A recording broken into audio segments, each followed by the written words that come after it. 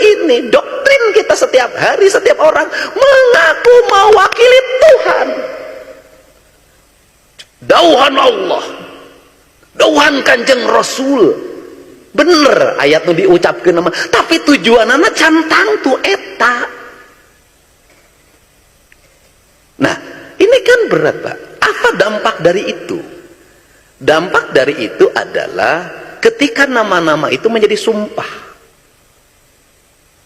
Ketika nama-nama itu menjadi sumpah jabatan, sumpah kesetiaan, diucapkan demi Allah, melanggar semuanya. Tapi yang melanggar tuh karirnya makin agus, naik jabatan, sehingga orang tuh naon ngalanggar sumpah Allah teh geuningan.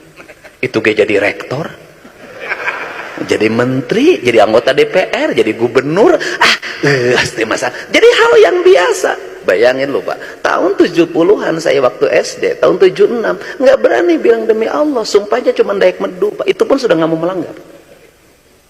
Ini kan problem Pak. Apa itu tadi bahasa roh spiritualitas tentang nilai-nilai rububiyah tidak menjadi nilai insaniah. Aduh gaya aing ngomongnya. Aing pan urang teh itu rek itu guru. Jadi kenapa kalimat sakralnya tidak ada?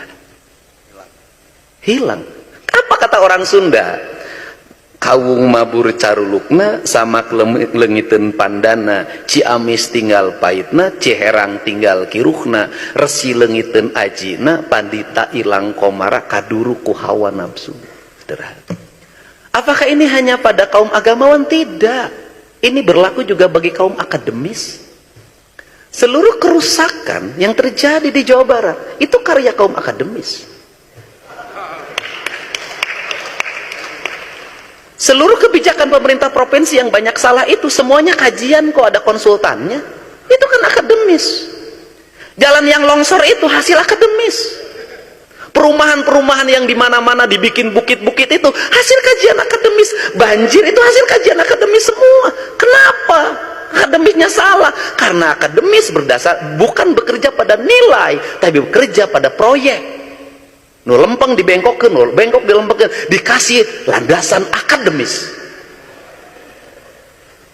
Kan problem. Sehingga kata orang Sunda, derajat yang tertinggi bukan di pikiran, ujang di hati. Maka derajat tertinggi bisa di pikiran, di hati, karena orang yang pakai rasa melahirkan cinta. Anak 9 bisa sekolah, ada yang jadi sarjana, yang paling bungsu jadi gubernur. Satu petak sawah tidak terjual, padahal bapak saya pensiunan prajurit kepala. Kenapa? Pakai hati. Kenapa anggaran yang beribu-ribu triliun dalam setiap tahun dipimpin oleh orang-orang profesor, dokter, orang-orang ahli, bansos ini salah sasaran? Kenapa? Karena semuanya tidak menggunakan rasa sebagai sendi nilai. Itu problem kita Pak. Karena ini problem kita, maka disinilah perubahan dimulai. Saya mencoba untuk menyajikan, walaupun temporer dan sulit sebenarnya, saya mencoba untuk ini loh peradaban. Kita mulai dari sini, kita mengarah ke sini, kita tujuannya ke sini. Adalah fakta yang tak terbantahkan apa yang disampaikan oleh Kang Deddy Mulyadi, Gubernur Jawa Barat, dalam cuplikan video tadi. Bahwa sesungguhnya yang merusak bangsa ini bukan orang-orang bodoh, bukan rakyat jelata, bukan orang-orang kecil, tetapi mereka-mereka yang berilmu, mereka-mereka yang berpendidikan tinggi, mereka-mereka yang punya gelar profesor, mereka-mereka yang punya jabatan, mereka-mereka yang punya kekuasaan, yang pada akhirnya menjadi manusia-manusia sundal, manusia-manusia pecundang, manusia-manusia pengecut, yang pada akhirnya merusak bangsa ini, melakukan tindakan-tindakan korupsi, merampok uang rakyat, melakukan berbagai macam rekayasa, berbagai macam kemunafikan, dan lain sebagainya. Itulah fakta yang terjadi hari ini di negara Kesatuan Republik Indonesia ini. Sehingga apa yang dikatakan oleh Kang Deddy Mulyadi, Gubernur Jawa Barat, dalam cuplikan video tadi, sesungguhnya sekali lagi saya tegaskan, fakta yang tak terbantahkan. Kalau bangsa kita, kalau negara kita, dengan kekayaan alam yang begitu luar biasa, dengan sumber daya alam yang begitu melimpah, dikelola oleh orang-orang seperti Kang Deddy Mulyadi, saya percaya bahwa rakyat Indonesia hari ini mungkin tidak usah kerja. Bahwa rakyat Indonesia hari ini tidak mungkin ada yang hidup di kolong jembatan. Tidak ada yang mengemis di lampu merah. Tidak ada yang ngamen di jalanan. Tidak ada yang tidur di bawah kolong jembatan. Tidak ada yang tidur di emperan toko. Tidak ada yang mati karena bunuh diri. Tidak ada yang mati karena kelaparan.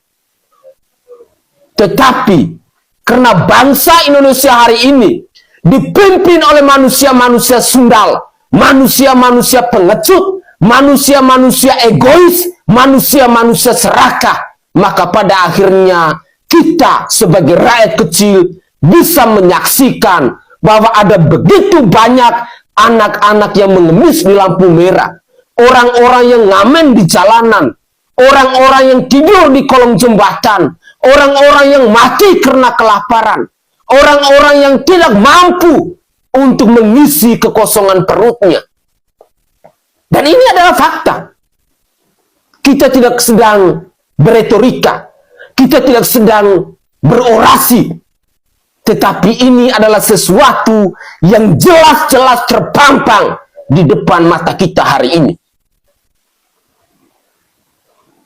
Semoga saja apa yang disuarakan oleh Kang Deddy Mulyadi dalam cuplikan video tadi bisa setidaknya mengetuk satu dua hati nurani dari para penguasa hari ini, dari para pejabat hari ini, bahwa kerjalah dengan hati nurani.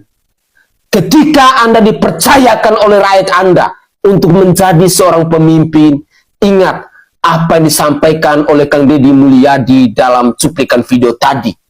Ketika Anda mengambil sumpah jabatan Anda, demi Allah, demi Tuhan, demi Allah, saya berjanji, saya bersumpah, saya akan melayani, saya akan mengabdi kepada rakyat saya dengan rasa tanggung jawab. Bukan demi Allah, demi Tuhan, demi Allah saya berjanji, saya akan menjadi manusia pengecut, saya akan menjadi manusia pecundang, saya akan menjadi manusia koruptor, saya akan menjadi manusia serakah. Tidak demikian. Pemirsa, mungkin itu saja komentar singkat dari saya. Semoga saja bangsa kita ke depan bisa lebih baik dari hari ini. Para pemimpin kita bisa mewakafkan hidup mereka untuk kepentingan orang banyak, bukan untuk kepentingan pribadi ataupun golongan. Saya Sainai dari Provinsi Nusa Tenggara Timur. Saatnya kita yang rakyat jelata harus berani untuk bersuara. Salam hormat, salam NKRI, dan salam Pancasila untuk kita semua.